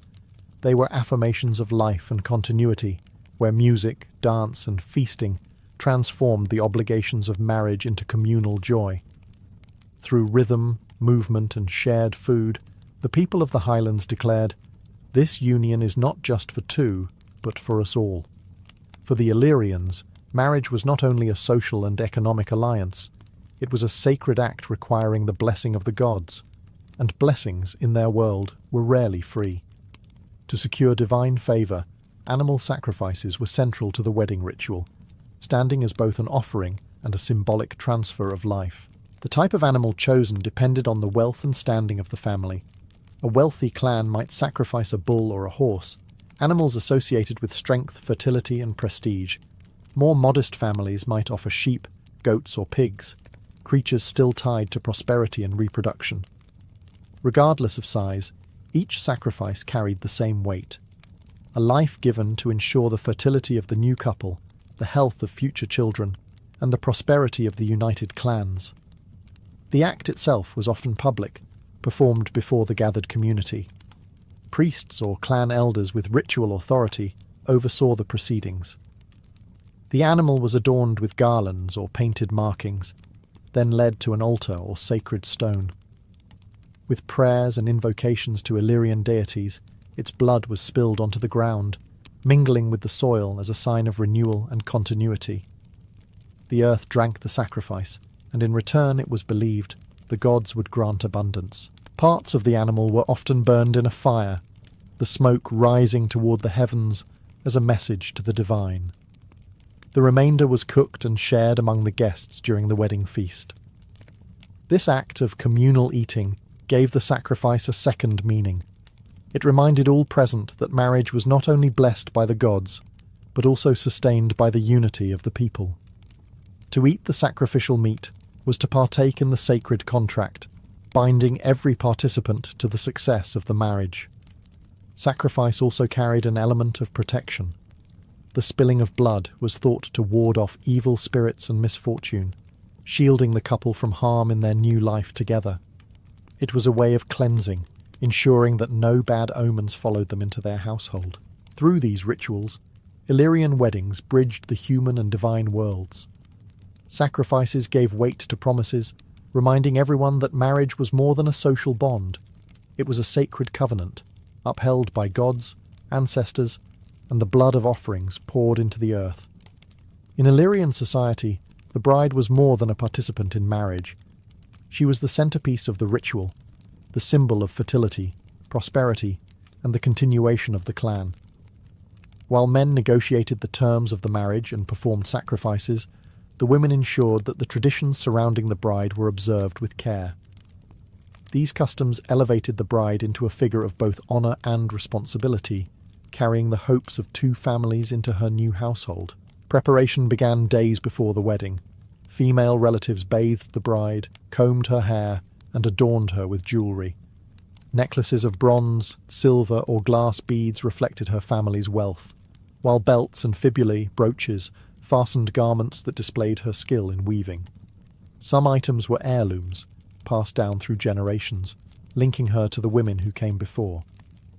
This dressing was not just beautification, it was a rite of transformation, marking her passage from maiden to wife. Symbolic rituals surrounded her departure from her natal household. In some traditions, she may have been veiled, representing both modesty and the mystery of her new role. Women sang laments, bittersweet songs mourning the bride's separation from her family while blessing her future. These chants underscored the reality that marriage meant leaving one world behind to enter another. The journey to the groom's house was itself a ritual. Often accompanied by relatives, the bride was led in procession, sometimes on horseback, sometimes on foot, through the community. Along the way, neighbours blessed her with gifts of food, drink, or tokens meant to ward off misfortune. This public passage transformed her from daughter to wife before the eyes of all, ensuring her transition was witnessed and legitimised. Once at the groom's home, additional rituals reinforced her new identity. She might circle the hearth, symbolising her entry into the spiritual heart of the household. Bread, milk, or honey could be offered to her as omens of abundance. In some cases, she lit a new fire in the home, carrying forward the symbolism of continuity and fertility. Despite her limited voice in the arrangement of her marriage, the rituals centred on the bride affirmed her vital role. She was not merely moving between families, she embodied the promise of future generations, carrying with her the blessings of her kin, the hopes of her ancestors, and the sacred trust of ensuring the clan's survival. Every Illyrian marriage was more than a personal union. It was a political and social contract woven into the fabric of clan alliances. In a world where survival depended on networks of kinship, each marriage tightened bonds between groups, created obligations, and sometimes healed old wounds. To the Illyrians, the wedding feast was as much about strengthening the clan's future as it was about celebrating the bride and groom. Alliances formed through marriage were practical tools of diplomacy. Rival clans might use marriage to end feuds, sealing peace with blood ties rather than fragile treaties. A son marrying into a rival household meant that both sides now had shared grandchildren, and killing kin was a line few were willing to cross. In other cases, clans sought partners not for peace, but for power, binding themselves to wealthy neighbours, skilled warriors, or families with broad trade connections. The obligations of these alliances ran deep. Families were expected to support one another in times of famine, conflict, or raiding. A man might call on his wife's clan for reinforcements in war, or for food if crops failed. Similarly, a woman could appeal to her natal family for protection if mistreated, creating a system of checks that ensured some balance of power. This network of obligations meant that marriage ties could ripple across whole regions, shaping Illyrian politics in subtle but lasting ways. Marriage also reinforced social hierarchy. The most prestigious unions were between powerful clans, often accompanied by lavish dowries and grand feasts. Lesser families benefited indirectly, as alliances trickled down, influencing trade, disputes, and local leadership. In this way, marriage mapped the social order, displaying who held influence and who sought to rise higher. Communal participation made these alliances tangible. When a wedding was celebrated, the entire community witnessed the new bond. Songs praised not just the bride and groom, but also the unity of clans. Guests who feasted together became part of the covenant, reminded that their fortunes were now intertwined. In essence, marriage was the glue of Illyrian society. It bridged rivalries, bolstered security, and maintained the delicate balance of power among fiercely independent clans. While two young people stood at the centre, the real marriage was between entire lineages, their shared destiny binding them far more tightly than any written contract ever could. Though the Illyrians eventually faded from history, absorbed into the Roman world, and later overshadowed by new cultures, echoes of their marriage traditions lingered long after their tribal societies dissolved. These customs, rooted in clan loyalty, fertility rites, and communal celebration, left an imprint on the social fabric of the Balkans, where kinship and marriage continue to be understood as more than private unions. One enduring legacy was the centrality of the clan. The Illyrians believed marriage bound not only individuals, but entire lineages, a concept that persisted for centuries in Balkan villages. Even into medieval and early modern times, marriages were arranged with an eye towards strengthening alliances and securing protection, much as the Illyrians once did. The idea that one family's honour was tied to the alliances of another continued to shape negotiations and expectations around marriage. Their fertility rituals, too, echoed across generations.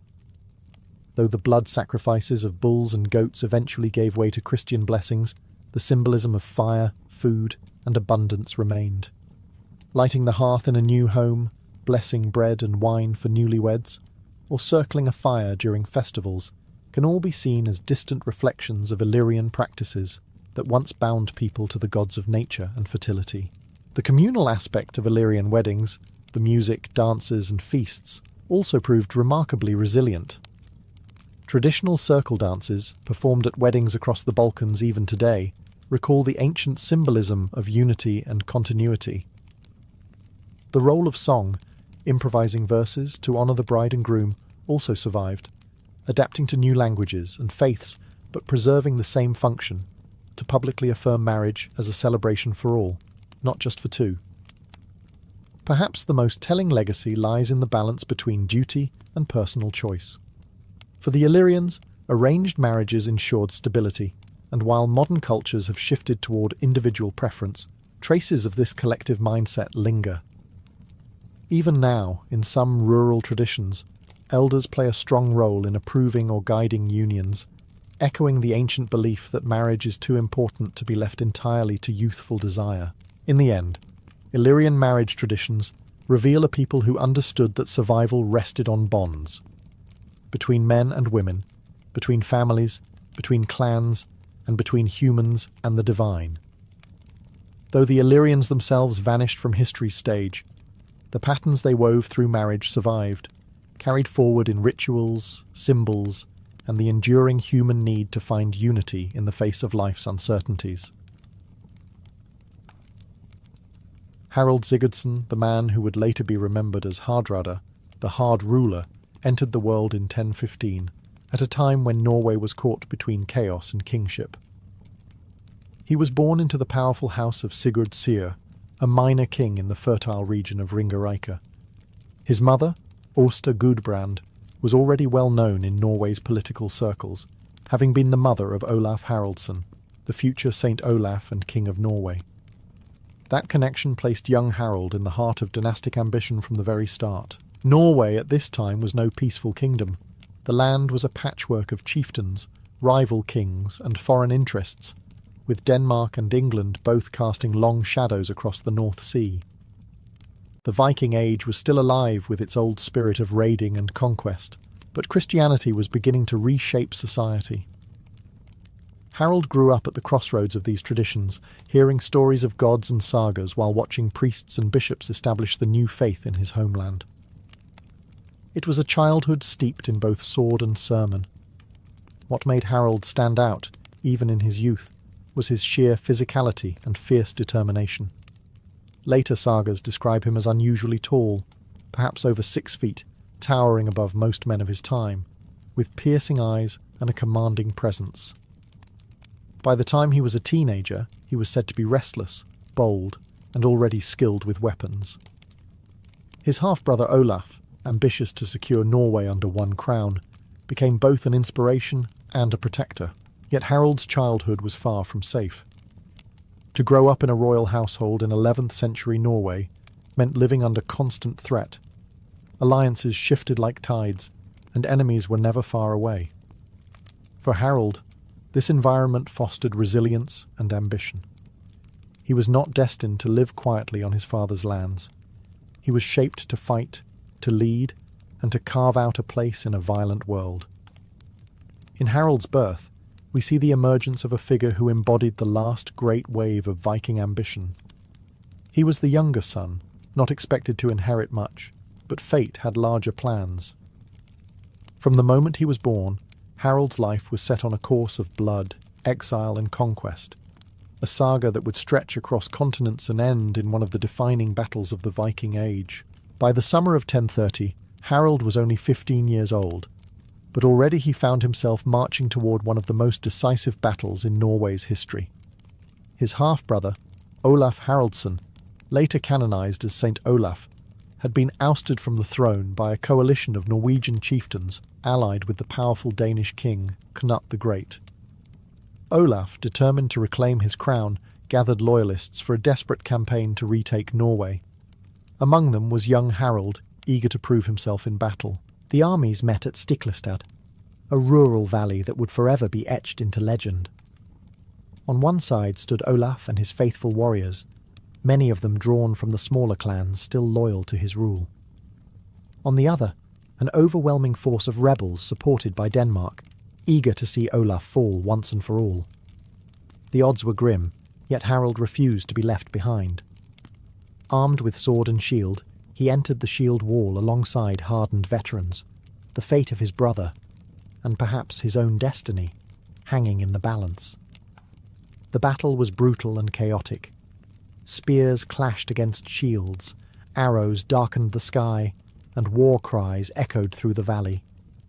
Olaf fought valiantly, but was struck down during the melee, his death later remembered as martyrdom for Christianity in Norway.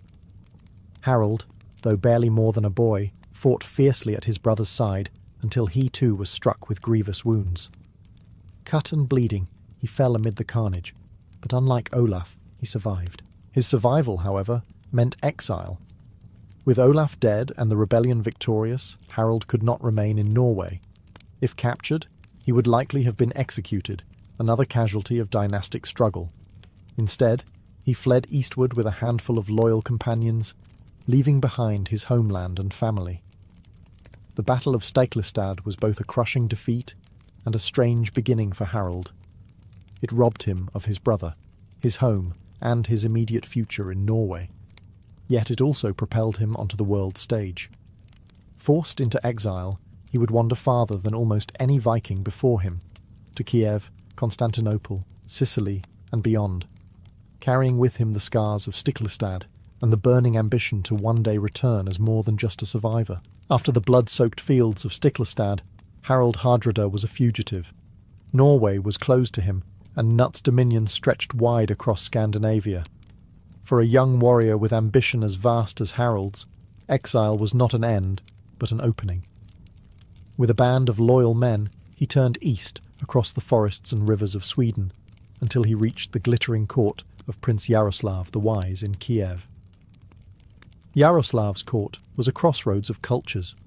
Slavs, Norsemen, Greeks, and steppe nomads mingled in the bustling capital. To Harald, it was a place of opportunity. He offered his sword to Yaroslav and soon gained a place among the prince's elite warriors. The sagas describe Harald as bold and commanding, and even in his youth, his charisma drew men to follow him. Yet Kiev was only a stepping stone. Harald sought adventure, riches, and renown beyond anything Scandinavia could offer. From Kiev, he travelled south to the great empire of Byzantium.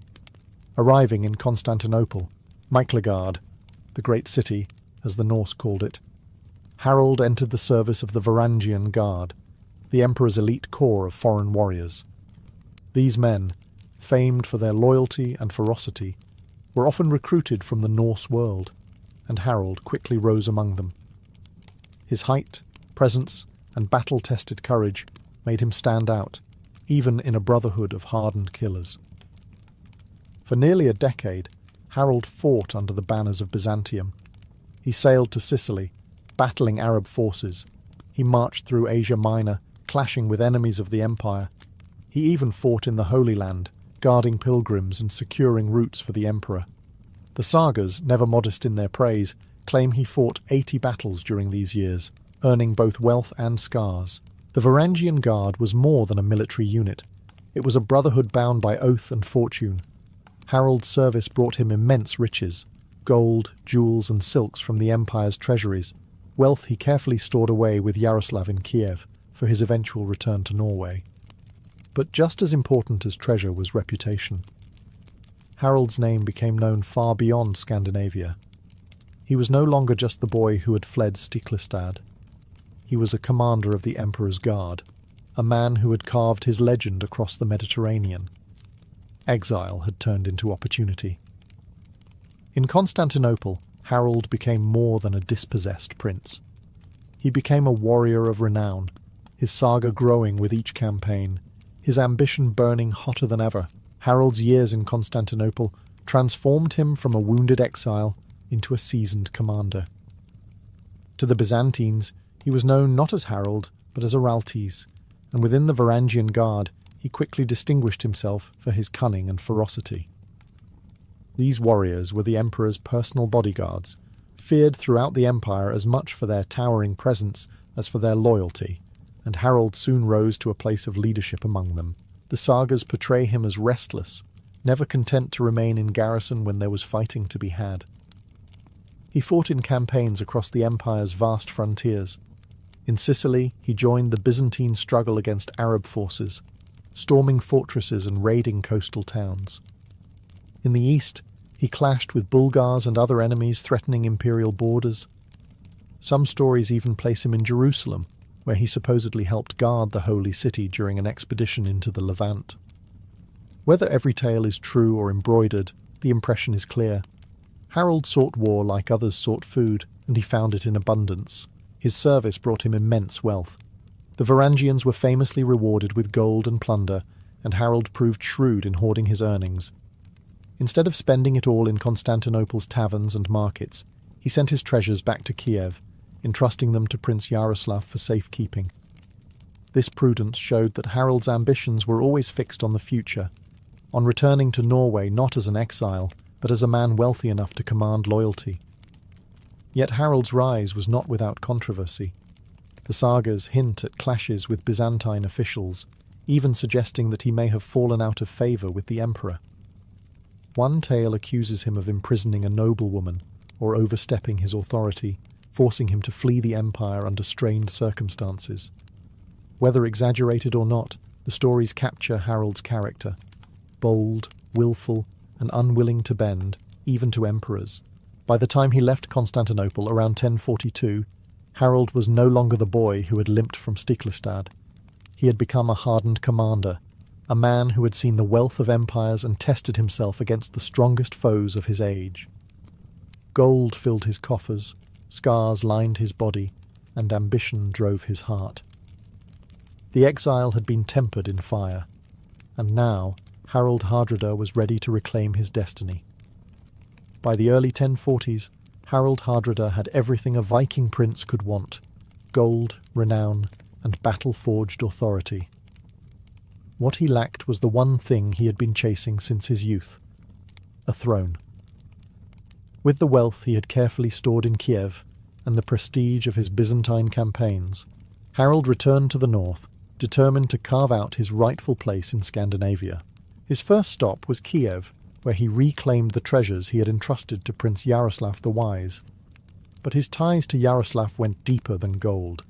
During his years abroad, Harold had married Yaroslav's daughter, Elisiv, cementing a powerful alliance with the Kievan court.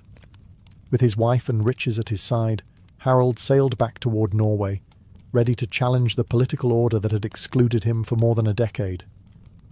At this time, Norway was under the rule of King Magnus the Good, the illegitimate son of Harold's half-brother, Saint Olaf. Magnus was respected and capable, but Harold saw an opportunity. He claimed his share of the kingdom as Olaf's surviving brother, leveraging both bloodline and the immense wealth he had brought home. Magnus could not ignore Harold's challenge, especially since Harold had also gathered support in Denmark and Sweden. The confrontation did not end in bloodshed, however. Instead, the two men agreed to share the throne, ruling Norway as co-kings. It was an uneasy arrangement, full of rivalry and suspicion. Harold, older and far more experienced, was impatient with Magnus's authority, while Magnus, wary of Harold's ambition, kept a careful watch on his uncle. Yet this compromise allowed Harold to re-establish himself in Norway without plunging the kingdom into outright civil war. When Magnus died suddenly in 1047, Harold became the sole king of Norway. At last, after years of exile, mercenary service, and restless ambition, the throne he had sought since Stiklestad was his. But Harold was not content with Norway alone. Almost immediately, he turned his gaze outward, to Denmark, to England, to anywhere his sword and cunning might expand his power. Harold Hardrada had returned home not as a fugitive, but as a ruler. Yet true to his nature, he would not stop at simply holding Norway. For Harold, kingship was only the beginning of a saga that would soon stretch across northern Europe, and eventually bring him face to face with destiny on an English battlefield. Harold Hardrada was never satisfied with simply being King of Norway. From the moment he secured the throne in 1047, he turned his attention to Denmark, a kingdom with which Norway had long been locked in rivalry. To Harold, ruling Norway was not enough. He wanted the full legacy of his Viking forefathers, the North Sea Empire that once bound Denmark, Norway, and even England together under one crown. His adversary was King Svein Estridsson, a cunning and resilient ruler who had already weathered the storm of Magnus the Good. With Magnus dead, Harold launched campaign after campaign against him. For nearly 2 decades, the two kings waged an exhausting struggle, raiding, counter-raiding, and battling for supremacy across the seas. Harold's fleet struck the Danish coastlines relentlessly, burning villages, seizing livestock, and terrorizing Svein's subjects in an effort to undermine his support. The sagas describe Harold as merciless in these wars, earning his title Hardrada, the hard ruler. He was a man who ruled through iron will and iron sword, punishing disloyalty and driving his men with ruthless discipline. Yet despite his ferocity, Denmark proved stubborn. Svein always seemed able to recover, rallying his forces and striking back when Harold's fleets withdrew.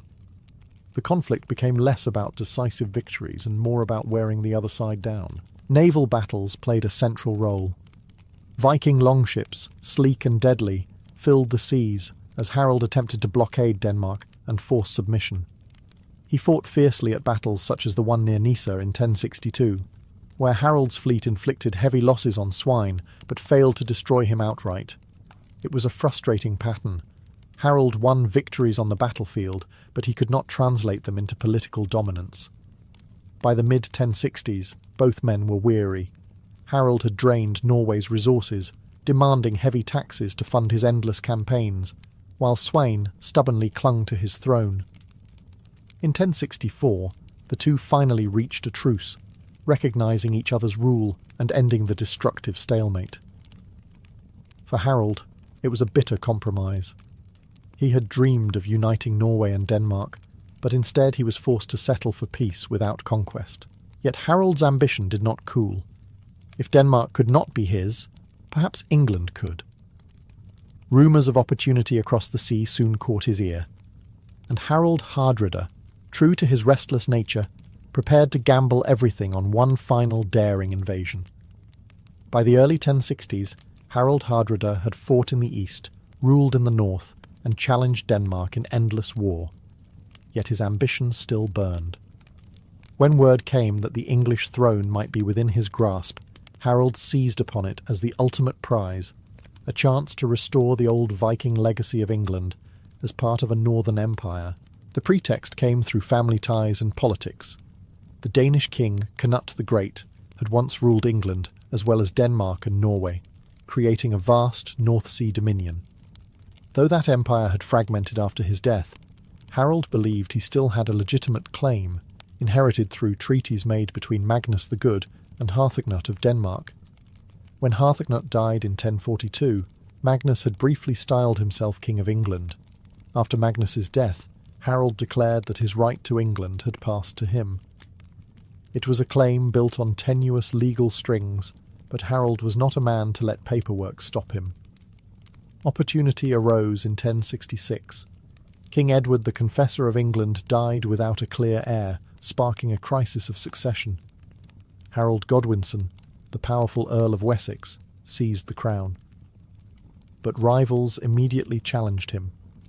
William, Duke of Normandy, claimed Edward had promised him the throne, and Harold Hardrada saw his own chance to press his inherited claim by force. Harold's bid was not made alone. Tostig Godwinson, Harold's own estranged brother, had been exiled from England and sought revenge. Tostig allied with Harold, promising support and urging him to invade. For Harold, this was the spark he needed, the chance to unite his warriors, revive Viking glory, and perhaps become the last great conqueror of the age. In the summer of 1066, Harold gathered a massive fleet, some sources claim nearly 300 ships, and sailed for England. His warriors were hardened veterans, many of them veterans of the wars against Denmark, eager for plunder and glory. As the sails caught the wind and the prows cut through the waves, Harold must have believed destiny was at last in his hands. England, rich and fertile, awaited him. The saga of Harold Hardrada was about to reach its climax, not in Norway, not in Byzantium, but on English soil. In September of 1066, Harold Hardrada's long ambition turned into action. With a fleet of hundreds of ships and thousands of men, he crossed the North Sea to stake his claim on the English crown. At his side was Tostig Godwinson, the bitter exiled brother of Harold, the newly crowned King of England. Together, they planned to topple Harold's rule and carve out a new North Sea empire. The invasion began in the north of England, where Harold struck with the speed and ferocity that had defined his career. He landed his forces near the River Ouse and quickly advanced on the city of York, the great northern stronghold. At Fulford on September 20th, 1066, Harold met the forces of the northern earls, Edwin of Mercia and Morcar of Northumbria. The battle was fierce, but Harold's veterans proved unstoppable. His disciplined warriors drove the English back, crushing their resistance. The victory was decisive. York submitted, and the gates of northern England seemed open to him. After decades of war, exile, and ambition, Harold stood on the brink of triumph. Flush with victory, he began to organize his hold on the north. Demands of loyalty were taken, hostages secured, and supplies gathered. Harold was confident enough to send part of his fleet back toward Norway, believing the campaign was nearly won. With York under control, he expected the English crown would soon be his, but fate moved faster than he anticipated. King Harold Godwinson, who had been preparing to face William of Normandy in the south, marched his army north at breakneck speed. Covering nearly 200 miles in less than a week, Harold caught Harold Hardrada completely off guard. The English king's sudden arrival would force a confrontation neither side could avoid. Harold, camped near Stamford Bridge with part of his army, had not even donned full armour when news reached him that Harold Godwinson was closing in. The stage was set for one of the most dramatic clashes in English history. For Harold Hardrada, it would be the final test of his lifelong ambition, a battle that would decide not only his fate, but the very end of the Viking Age. On September 25th, 1066, the saga of Harold Hardrada reached its final act at Stamford Bridge. Harold, fresh from victory at Fulford and confident in his hold over northern England, was caught unprepared. His men were spread out, many unarmoured, some even resting in the sun. They expected negotiations with York, not the sudden arrival of Harold Godwinson's army, which had marched north at incredible speed. The clash began with a desperate defence. According to legend, a single giant Norse warrior held the bridge against waves of English soldiers, cutting them down until he was finally killed from beneath by a spear thrust through the planks. This act of defiance bought Harold's army precious time, but the odds were stacked against them. Harold Godwinson's forces were fresh, heavily armed, and eager to crush the invaders. Harold, true to his name, hard ruler, refused to retreat. Tall, fierce, and unmistakable on the battlefield, he led his warriors into the fray with the same relentless courage that had carried him from Norway to Byzantium and beyond. But fate was merciless. In the heat of the battle, an arrow struck him in the throat. The great Viking king collapsed, his voice silenced in the chaos of clashing steel and shouting men. The death of Harold Hardrada shattered Norse morale. His men fought on desperately, but without their leader, the tide turned quickly. Thousands of Vikings were cut down, and of the great fleet that had crossed the North Sea, only a fraction returned. The sagas tell us that while Harold had arrived in England with over 300 ships, barely 24 were needed to carry the survivors back to Norway. Harold's fall at Stamford Bridge was more than the death of a king. It was the symbolic end of an era. For nearly 3 centuries, Vikings had raided, traded, and ruled across Europe, feared as the scourge of kingdoms and empires. With Harold's defeat, the age of great Viking adventurers effectively closed. Just weeks later, William of Normandy would win at Hastings, reshaping England forever, but the Viking threat was finished. Thus ended the saga of Harold Hardrada, warrior, exile, mercenary, king, and would-be conqueror of England. His life embodied the restless spirit of the Viking Age, and his death marked its final chapter. After Stamford Bridge, the world of Europe moved on, but Harold's legend, fierce, ambitious and unyielding, lived on in the sagas that still call him the last great Viking king.